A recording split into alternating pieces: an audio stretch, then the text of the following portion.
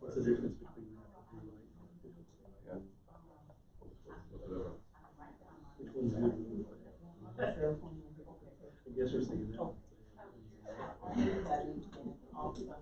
Well, Mark, really.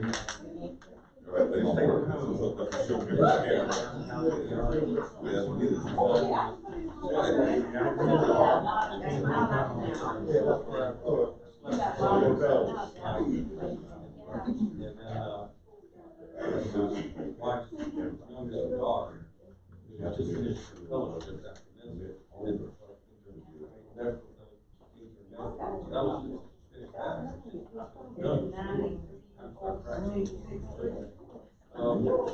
She came,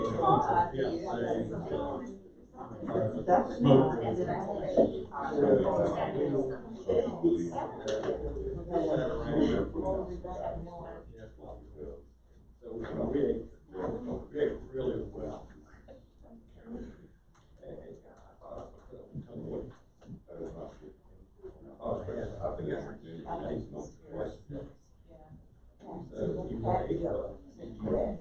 Tremendous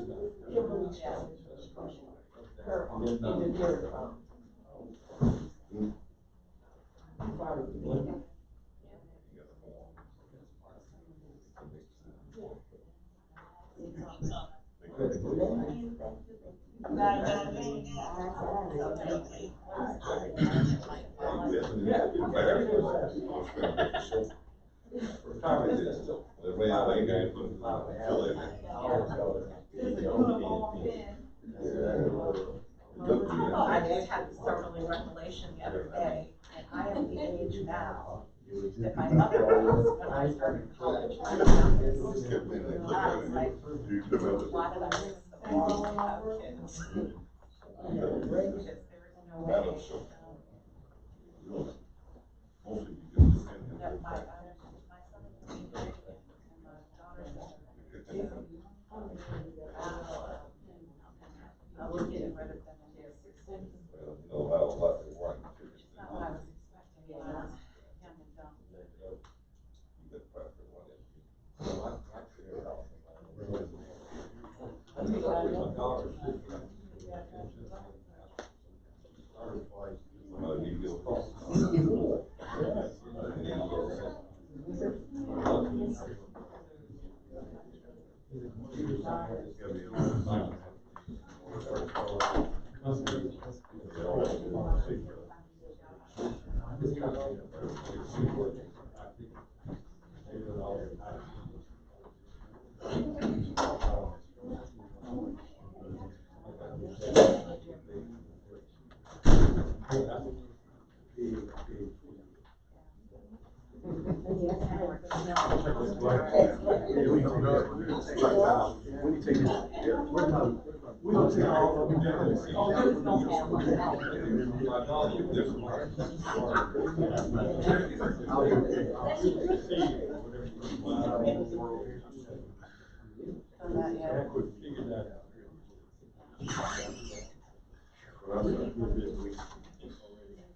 was young and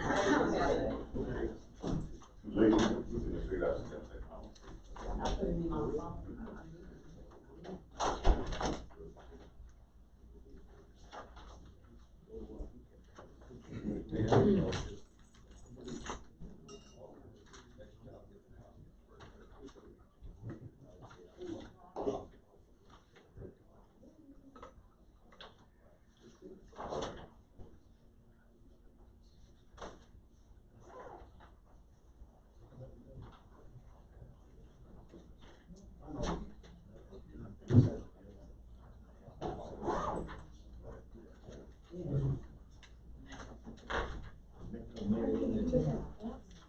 Good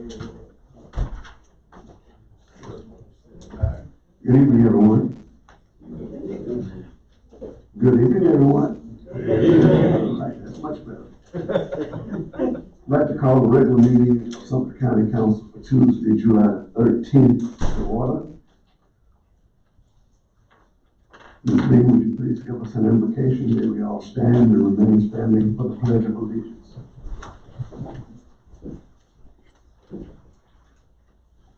Let us pray. Our dear kind Heavenly Father, we do acknowledge you as the one in whom we live and move and have our being. We acknowledge that the earth is yours and the fullness thereof, and that we are just stewards that you have appointed for a time such as this to be the caregivers and caretakers of what you have blessed us with. We invite your presence as we convene this meeting and ask that you abide with us and help us to conduct the meeting in the way that you would have us to do so. We ask your blessings upon everyone under the sound of our voice, and we ask that you continue to give us a heart to always be kind and loving and fair, equitable, and to always take care of the needs of those who are the least among us. As we finish in this meeting this evening, we ask that you help everyone to return to their homes and their families safely. These are all blessings we thank and ask in your name. Amen. Amen. Mr. Lee? Thank you. Good evening, ladies and gentlemen. I have the distinct honor of introducing the next person who will assist in the Pledge of Allegiance. And reading his bio, I realized that I have so much in common with this man. Jeffrey Jackson is a lifelong resident of Sumter County. He is a 1983 graduate of Sumter High School and a 1987 graduate of Morris College. Jeffrey Jackson was also the first graduate to be commissioned through the Morris College Army ROTC program as a second lieutenant in the United States Army. Jeffrey Jackson utilized his training from the Army to forge a career in law enforcement. Jeffrey Jackson currently serves as the Assistant Chief for the Sumter Police Department. Assistant Chief Jackson is also currently a member of the United States Army Individual Ready Reserve Program. He currently lives in District 7. Thank you for your service. And let me say this additionally about this man, because I have so many reasons to call him my comrade. Not only is he my comrade in the military, he is also my comrade in law enforcement, because I happen to serve 13 years as a state constable in South Carolina.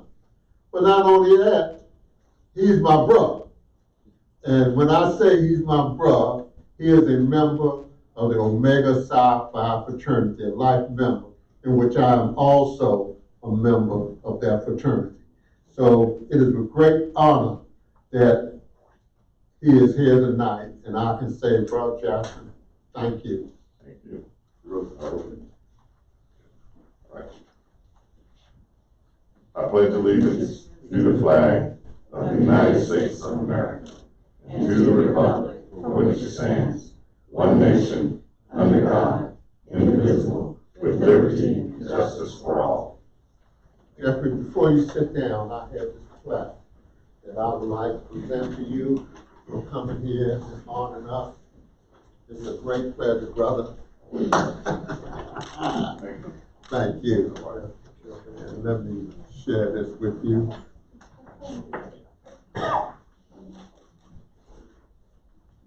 Thank you, brother. Thank you very much. Thank you. And I appreciate what you're doing for us. Thank you, everyone. Thank you. All right. Have a great day.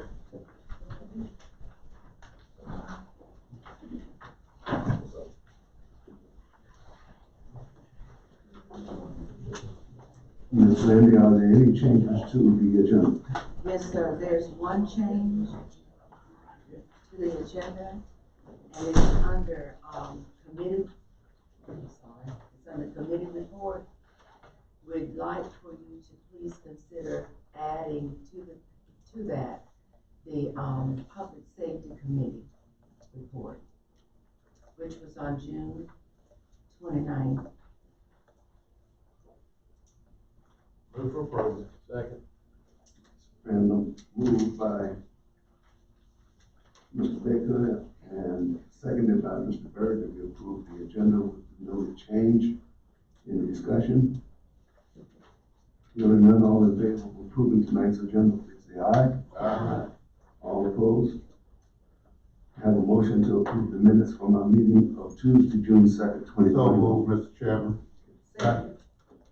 We have a motion by Mr. Baton and a second by Mr. McGaney to approve the minutes. Any discussion? Hearing none, all in favor of approving our minutes, please say aye. Aye. Minutes are approved. Land use matters, Ms. Rudman.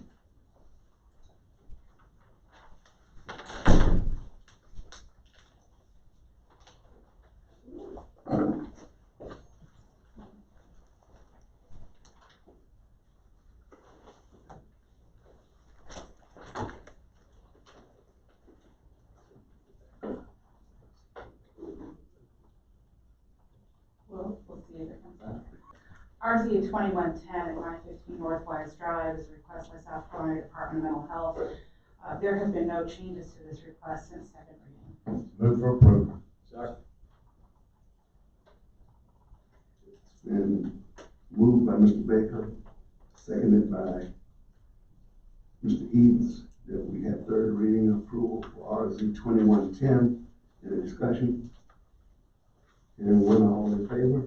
Aye. All opposed? RZ 2110, third reading is approved. RZ 2112. This request is at 911 Oswego Highway by Mr. Michael Harriet to rezone from light industrial warehouse to agricultural conservation. There have been no changes to this request Move since for second reading. approval. Second. It's been moved by Mr. Baton, seconded by Mr. Baker. We approve third reading for 911 Oswego Highway. Any discussion? Hearing none, all in favor, please say aye. Aye. All opposed, RZ 2112 is approved. Thank you, Ms. Rubin. Next item on the agenda falls under public hearings, ordinance number 21954. Mr. Bryant.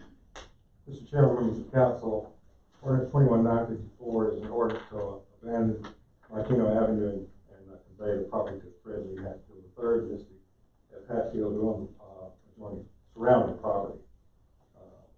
Glenn, if it's possible to get that picture of the property up on the screen, close to an idea.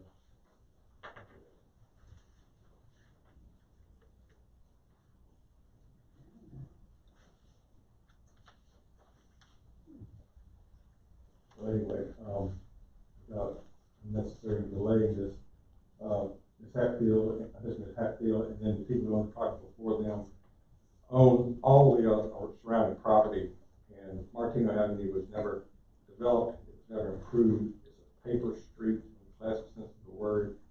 Trees, it's never set by the county, so this came to light when they put in an application to get a building permit.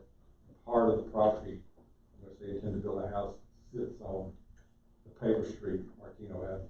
So they were wondering what to do, and I kind of landed on my desk. So I said, well, let's just do what we always do with these paper streets, and let's just abandon and convey it to the adjoining property owners. They are the surrounding property owners. So, and their property description, their deed, and the deed into their predecessors in title is the same. It conveys all the property with no reference to Martino Avenue. So my recommendation would be to approve that after the public hearing. No further questions, Mr. Bryant. Prior to council taking action on second reading, we will have a public hearing. And now they have a public hearing open for 21954. Anyone is wishing to speak for or against the ordinance to abandon the property, please proceed to the microphone and state your name for the record.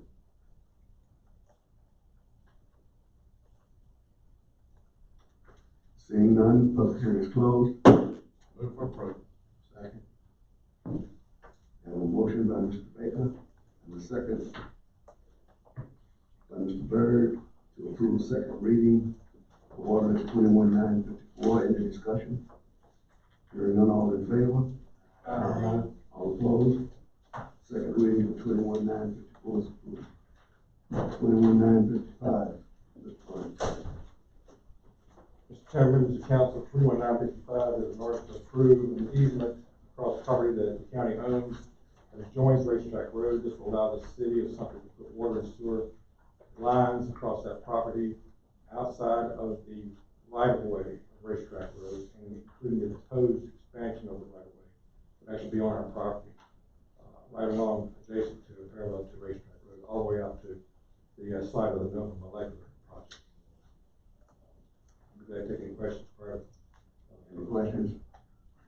Prior to council taking action on this ordinance, we will also have a public hearing. I declare the public hearing is now open. Anyone wishing to speak for or against this ordinance, please proceed to the microphone, state your name for the public.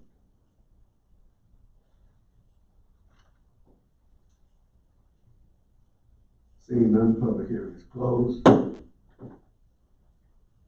for approval. Second. We have a motion by Mr. Baker and a second by Mr. Byrd to approve second reading on 21-955. All in favor? All opposed? Ordinance 21-955, second reading is approved. Next on the agenda is new business. We will be receiving some information from the representative from the South Carolina Youth Challenge Academy. Thank Mr. Winford L. Reese. Yes. Mr. Reese, please proceed to the microphone. Thank you. Sir. Thank you. Who's Mr. Landry? Thank you for having me come on here today. Just to keep it brief, I'm Winfred Reese. I'm a recruiter program assistant with South Carolina Youth Challenge Academy, and I work very closely with young people in this community, high schools like Crestwood, Sumter Academy, the alternative schools as such, Miss Wilder, and several of my co-workers are from this community. So they wanted me to come down here to present this program because we help many of your citizens, your young people, 16 to 18 years of age. This is a free program. I left the information on your desk. It's free to all 46 counties, but I work very closely with this particular county because this is my region. Several of the young people have come to our program and graduated because we all want to be very successful. Joining the military because we are a quasi-military academy.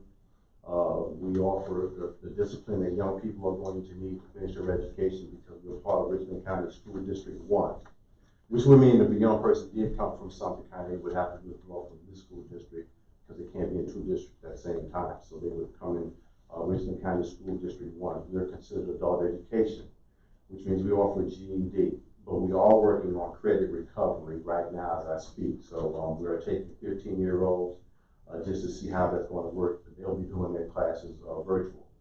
The main thing about this program is that it's free to this community in the entire state of South Carolina.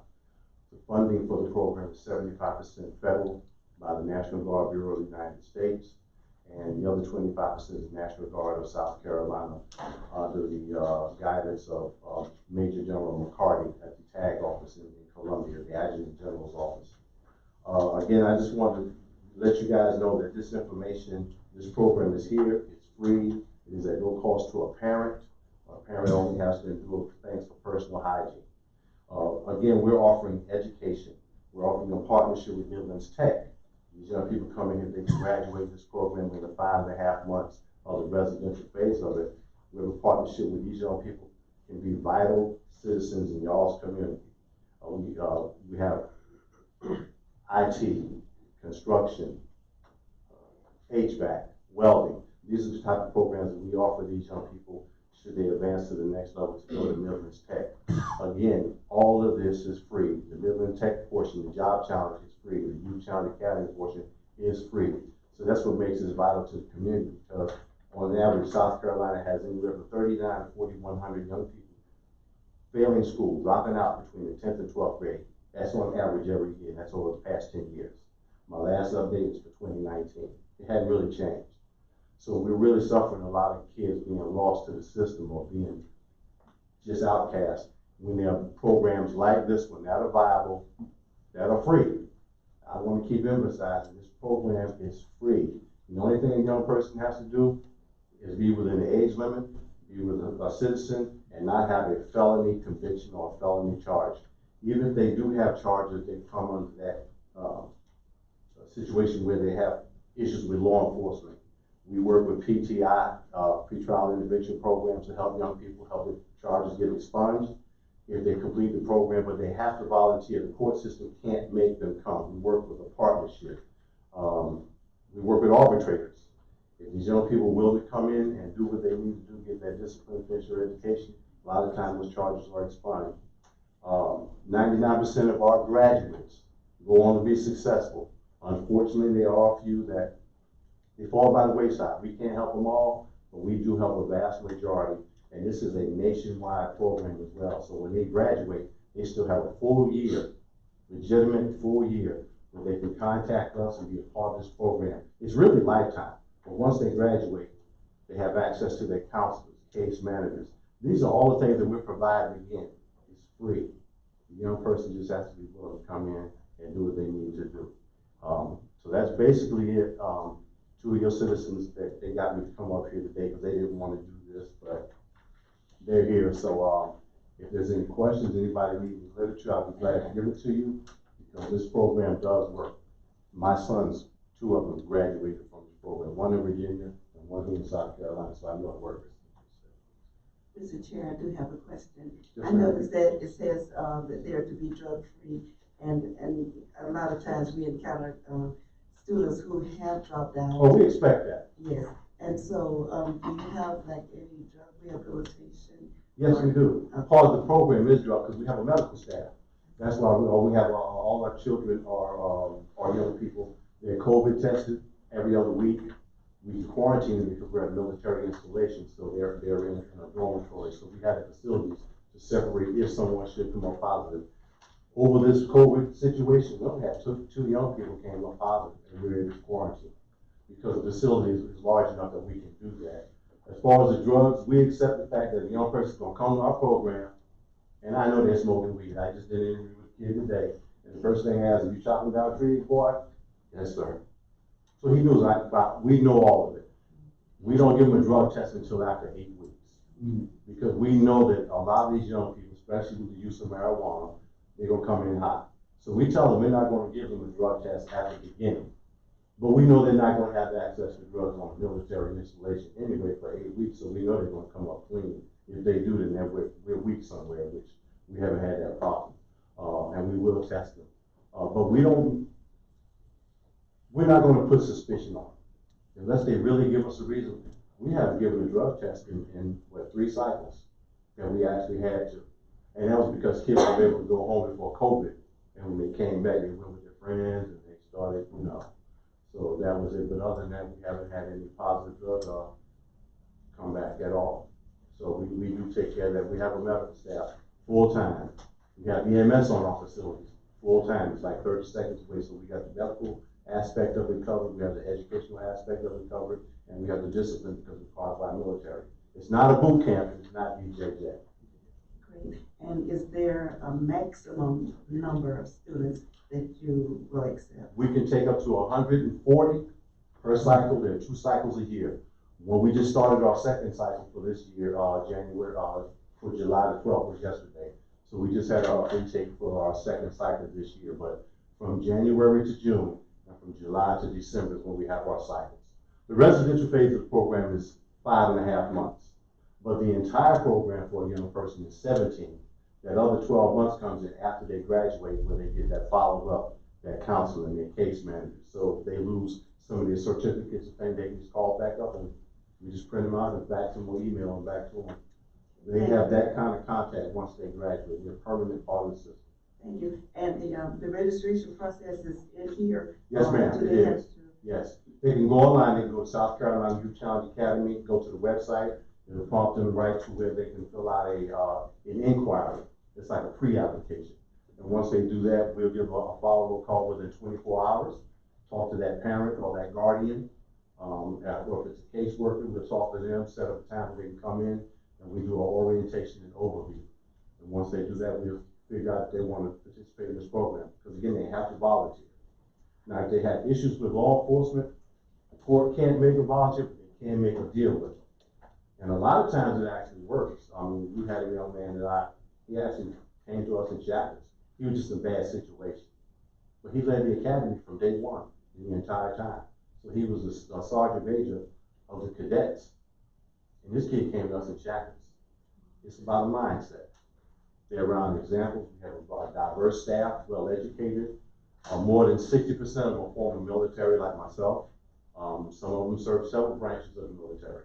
So we have active duty reserve people working with us, people from DJJ, law enforcement, military. So that's a diverse staff that they have access to, and they can see great role models. That's great. And one more question, Mr. Chairman. And where is your physical facility located? It's at McCready Training Center. It's on the southeast corner of Fort Jackson. It's in the Eastover section of Richland County. Okay. And so they are in person there, but completing some of the activities. Yeah, they started yesterday. We started our cycle yesterday. The residential phase is 5.5 months. They stay in a dormitory, barracks type environment. But again, it's no bars, it's not locked up. It's a military facility. They stay there. That's where they're housed up for 5.5 months. Okay. And I heard you say that they do something virtually as well. We're trying to get credit recovery, because that was a big issue with parents coming in. I know some people think this thing about the GED has this certain stigma. But let me tell you, it's far from the truth as that can be, because that GED is hard. I'm pretty well educated, and I had to sit and think about some of the questions they were asking in that GED test. If we make them work for it, like when you go to high school, you're not guaranteed you're going to graduate. You got to go to class. Same thing with us. It's more controlled and more disciplined, where they'll go in and they'll work together, because they don't have their friends. They don't have that peer pressure. They don't have to worry about who's wearing the latest Jordans, because everything is uniform. We provide their uniforms, boots. If it's winter time, we provide winter wear. If it's summer wear. So they're all uniform. We don't even let them wear their athletic footwear. It has to be black, gray, or white. We eliminate all the colors. We got gang task force that we work with. We work closely with FBI, SLED. I work very closely with Richland County Sheriff's Department, Police Department. So we have a lot of partnerships in a lot of social areas as well. And DSS. Thank you so much, and thank you, Mr. Chair. Those are all my questions. How long have you been in operation? The national program itself has been in operation since 1993. The South Carolina Youth Challenge has been in force since 1998. We were out in West Columbia one time, and then we moved over to McCready Training Center.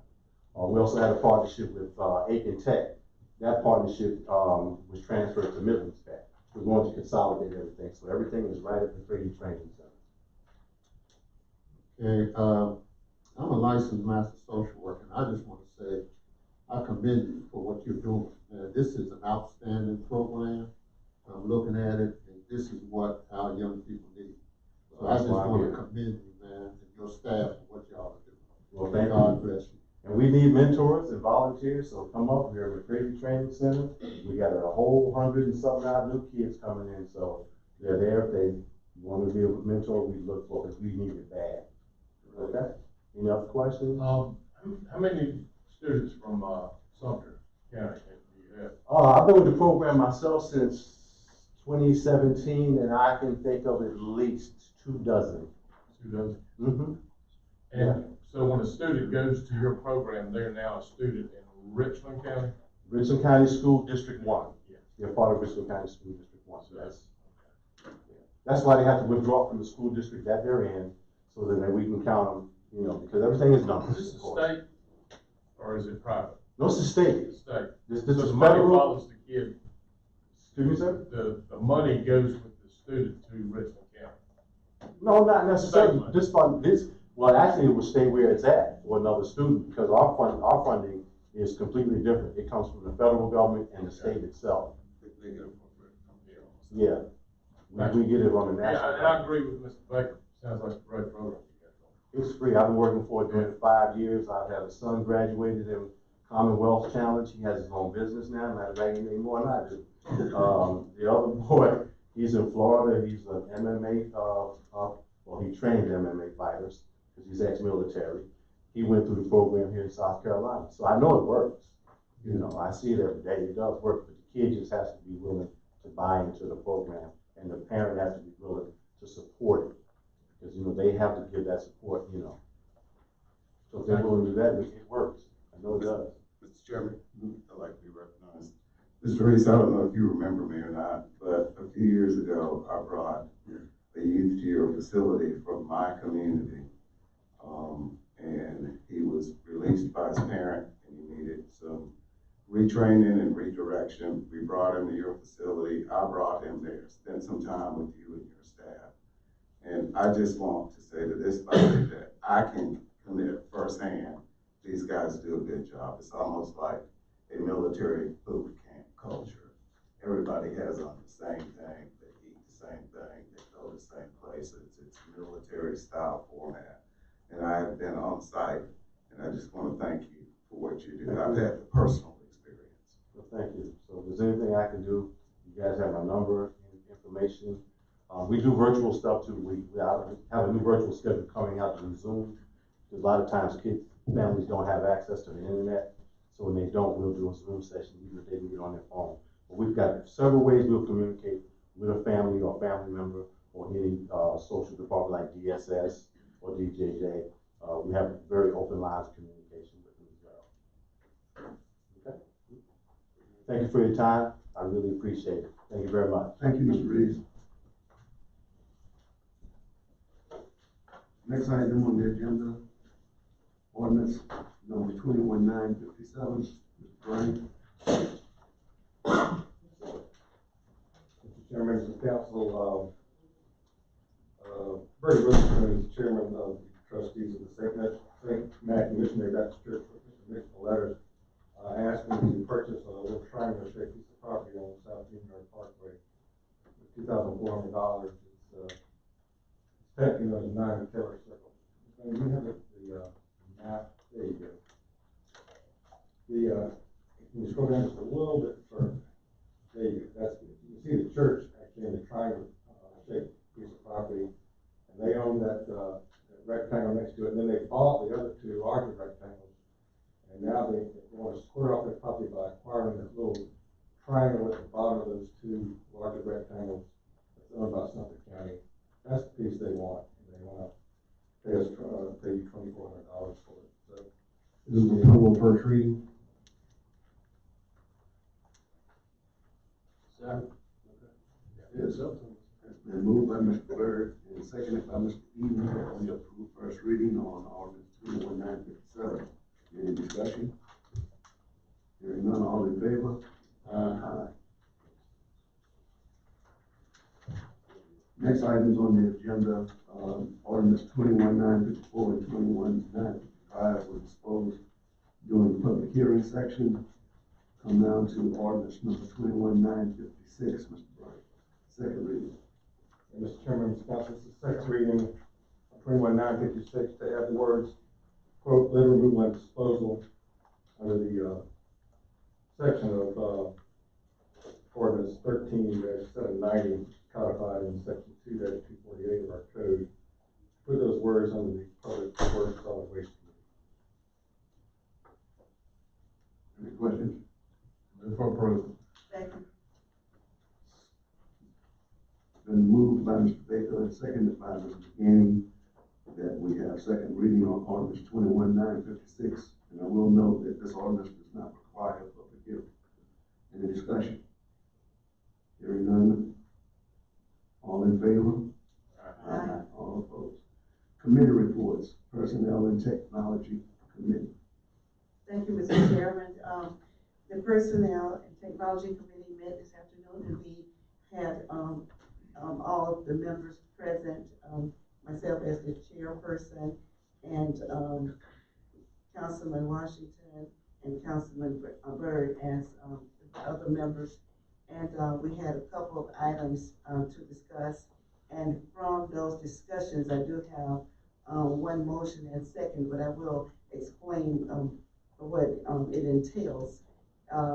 We discussed a request to add 1 assistant public defender and 2 investigators positions to Sumter County's job description position control roster in the public defender's office. And this is not an unfunded mandate this time. If these positions are fully funded by the state and is going to be recurring funding for their salaries and related expenses. And so our county administrator has arranged accommodations for them. And so our task today is to grant them permission to accept these positions.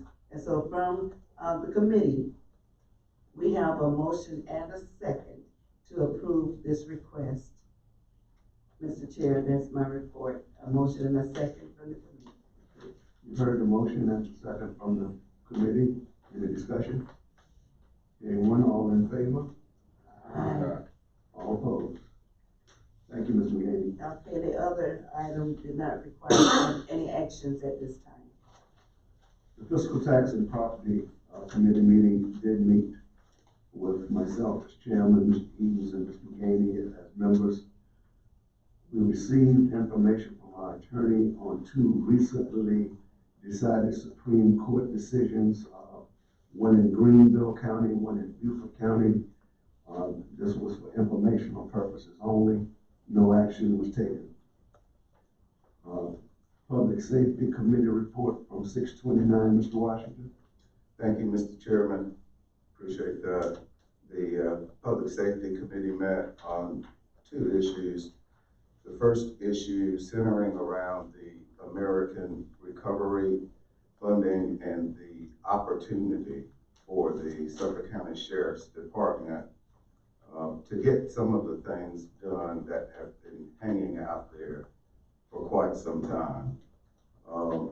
The projects that we discussed during the meeting include a number of things. A one-time pandemic bonus for essential employees, which would have a cost of $585,000. I might also note that the state of South Carolina is looking to do the same thing for state employees. Security upgrades totaling $302,000, which would include a metal detector, security camera system for the sheriff's office, security camera detention center, full body security scanning system for the detention center, building renovations, shooting range,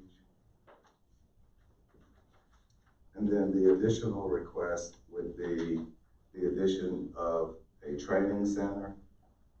All of those items totaled about $1.7 million. It is our understanding that Sumter County is scheduled to receive about $20 million. We've received a portion of that, about $10 million now. And there is some discussion about whether or not the additional $10 million will be realized, but that has not been worked out yet. These are all very legitimate requests for the Suffolk County Sheriff's Department. This is a basic service request, and I appreciate the members of the committee and other council members who were in attendance at the meeting, sharing their support in that regard for law enforcement. So the second item of the committee agenda included testimony from two citizens who had a concern about information being brought before council during council proceedings that suggested or levied the support of others who may not be in attendance. And it's been brought to council's attention that on a number of occasions, when individuals made statements regarding the support or non-support of a particular group or person or community, we found that has not been always the case. This happened just recently. The people involved in that scenario has asked council to take action on that. The committee meeting centered around having a discussion about possible remedies to address that. We've asked the county attorney to provide us some direction and suggestions in that regard on how we might address that. I received correspondence today from the county administrator through the Sumter County Council with some of those suggestions. So we will plan to reconvene and discuss some of those suggestions, which I think are in line with where we need to go. And then secondly, we'll reconvene to move forward as we can with the Sheriff's Department request. So at this time, there is no action being requested on the committee report, but we will be back to you to meetings, trainings, and or conferences that you may have attended.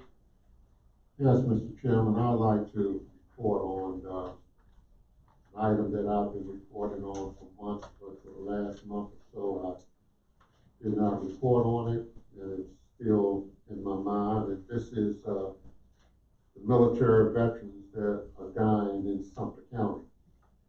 Since my last report to council on May 25th, 10 more veterans have died. The total is now 136 deaths in the past 218 days. And the source of my information is the Sumter obituary. But a more important emphasis on another item that caught my eye, and that in the Sumter Daily Item headline on July the 10th states overwhelming majority of South Carolina hospitalization deaths are in unvaccinated people. In Sumter County, only 40% of the residents 12 or older have received at least one vaccine. President Biden's effort to vaccinate more people is to save lives due to the fact that this drastic impact of the Delta variant, which is 10 times more contagious than the COVID-19 virus. He is not trying to pressure or intimidate people, as stated by South Carolina Governor Henry McMaster. Statewide, about 43% of South Carolina residents are vaccinated, placing the state in the bottom half of the states ranked by vaccination rate. All I can say is that the funeral homes in South Carolina are going to be very busy. I encourage people to get vaccinated. This saves lives, and I encourage you to pass it on to every one of your family members, because we are facing this Delta variant, like I said, that is 10 times more contagious than the virus COVID-19 itself. Thank you very much, Mr. Chairman. Mr. Chairman, could I just get Mr. Baker to clarify that those veterans did not die from COVID, they just passed, right? Well, here's what you look at when you look at veterans dying. I was just asking a question. No, it doesn't say in the, unless we go to the corner. Okay. And I don't get a corner report. That's all. But it doesn't say that they died from COVID-19. But what we have to look at is the fact that a lot of these veterans that are down are in the late 70s age group, which put them in that Vietnam era. And also by the fact that they are in that Vietnam era, they have more underlying conditions than other people. So no one is saying that directly they're dying from the virus, COVID-19, but they are a high rate of people that are dying and they have a lot of underlying conditions. Thank you. Thank you, Mr. Bailey. Mr. Landry, monthly reports, please. I did have one for a meeting that I attended, Mr. Chairman, and I'll be very brief with it. I did have the opportunity to attend a town hall meeting that was sponsored by Congressman and the third majority whip, Clyburn.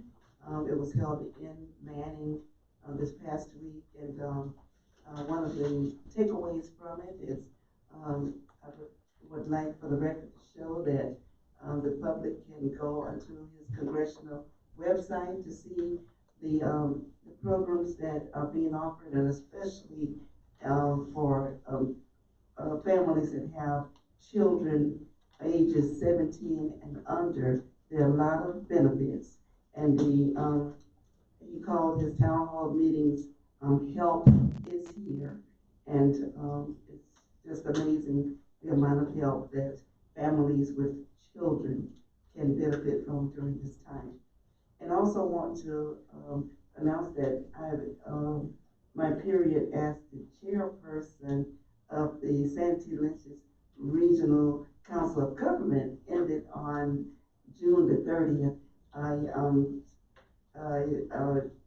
I spent 2 years as chairman, and just wanted to know that I represented Sumter on the regional government, and just wanted to let you all know that I held you all up on that conch. Thank you. And you did a pretty good job. Thank you. I want to also commend her for the outstanding job that she did. Thank you very much. Mr. Chairman, before we close out, I have a point of personal privilege. Mr. Chairman, during our last session, you made a point to call to the attention of members of this assembly the guiding principles of Robert's Rules of Order, specifically those related to decorum and debate. I want to thank you, Mr. Chairman, for your abbreviated overview of the subject matter. And since then, I have reviewed what you shared and respected accordingly.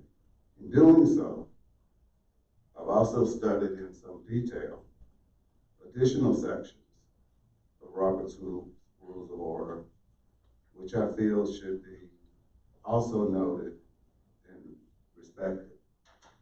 Specifically, Article 10, Section 58, which spells out the duties and the role of the chairman. In this section, the author, Henry Matten Robert, admonishes that parliamentary law was made for deliberative assemblies and not the assemblies for parliamentary law. In this section, there is additional clarity that the chairman should, of all members, have the least to say upon the merits of pending questions. Moreover, it is the general rule in all deliberative assemblies that the presiding officer shall not participate in debate or other proceedings in any other capacity than as such officer. During debate, Robert's Rules of Order specifically lays out that the chairman should be seated and pay attention to the speaker, that when a member has the floor, the chairman cannot interrupt him, as so long as he does not transgress any of the rules of the assembly. Moreover, the chairman cannot close debate unless by order of the assembly, nor can he prevent the making of legitimate motions by hurrying through the proceedings. In fact, if he has hurriedly taken the unannounced vote while a member is rising to address the chair, the vote is null and void, and the member must be recognized. If the chairman is compelled to participate in debate, which Robert's Rules of Order admonishes should only be rarely done, as nothing can justify it in a case where much feeling is shown, as there is a liability to preserving order. And according to Robert's Rules of Order, there is nothing to justify the unfortunate habit that some chairmen have of constantly speaking on questions before the assembly, even interrupting members who have the floor. The chairman should set an example of courtesy and should never forget that to control others, it is necessary to control one's self. A nervous, excited chairman can scarcely fail to cause trouble in a meeting.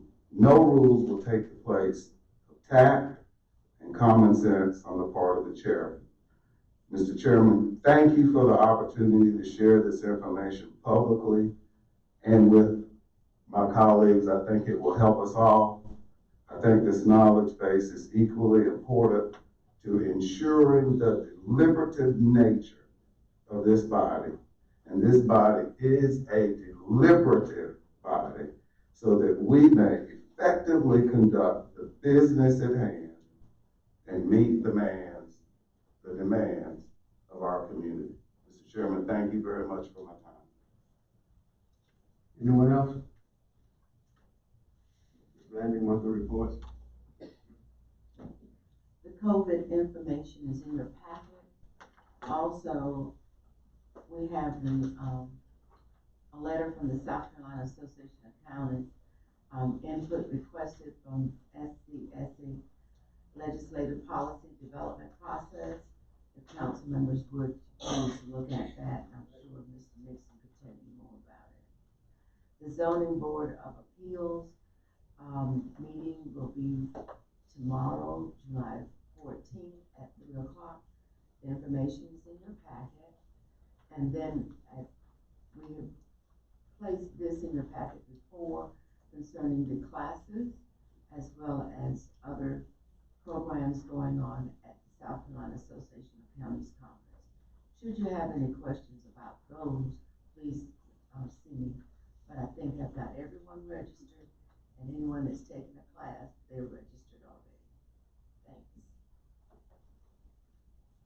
Mr. Mixon. Mr. Chair, Council, good evening.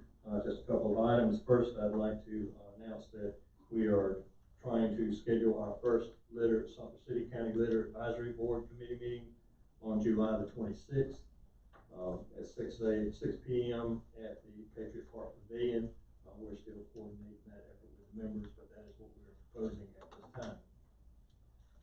Now it is my honor and privilege also to present our new Public Works Director for Sumter County, Ms. Karen Hyatt. I ask Karen to stand. Many of you know Karen. Ms. Hyatt has over 30 years experience in public service. She was the Assistant Public Works Director under Mr. Eddie Newman, recently retired. As you know, Public Works Director has a tremendous responsibility for Sumter County. Just to mention a couple, they are responsible for the entire fleet of Sumter County, both the vehicle and equipment fleet, the repair and purchase of such equipment. They also have the most popular task of maintaining our county roads system, which you know is a tremendous task. And she accepts that responsibility greatly and has done a wonderful job thus far. Ms. Hyatt is, I'm sure, up to the challenge, and we look forward to working with her and her team at Public Works. We expect great things in the next few years. That's it, sir. Thank you. Welcome, Ms. Hyatt.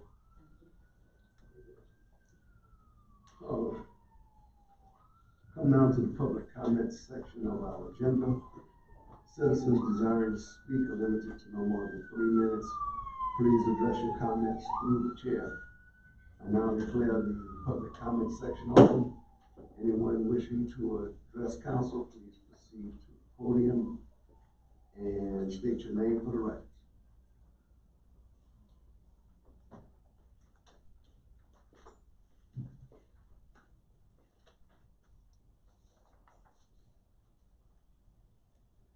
Good evening, council members, chairman, County Administrator Nixon. I am Elizabeth R. Kilgore, President of the Sumter County branch of the NAACP. On behalf of the Sumter branch NAACP, I'm here tonight to express our concern with recent actions by Sumter County Council. First, let me start off by thanking Councilman Washington, Councilwoman McGaney, and Councilman Baton for their steadfast support and efforts regarding funding of the Sumter School District.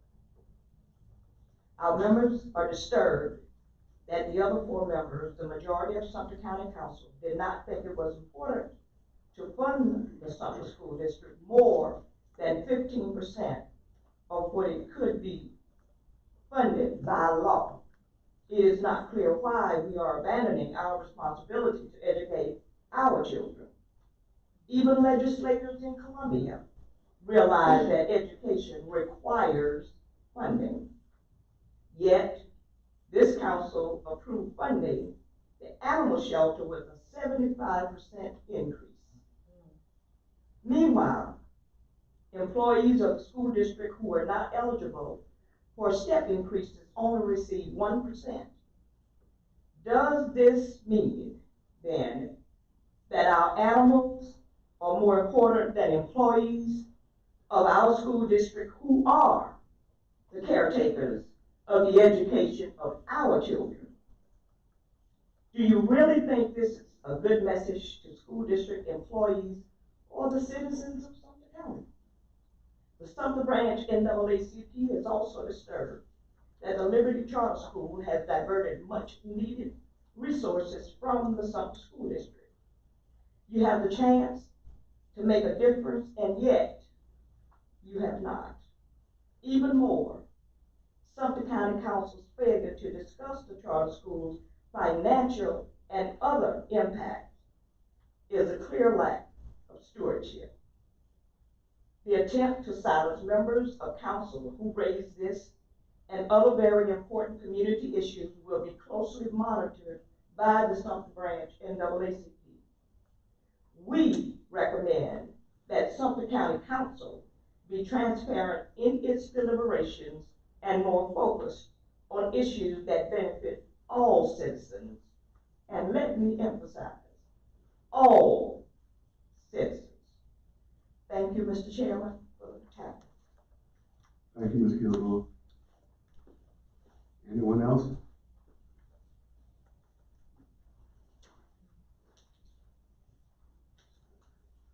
Seeing none, public comment section is closed. Motion to adjourn. Second. Been moved and seconded.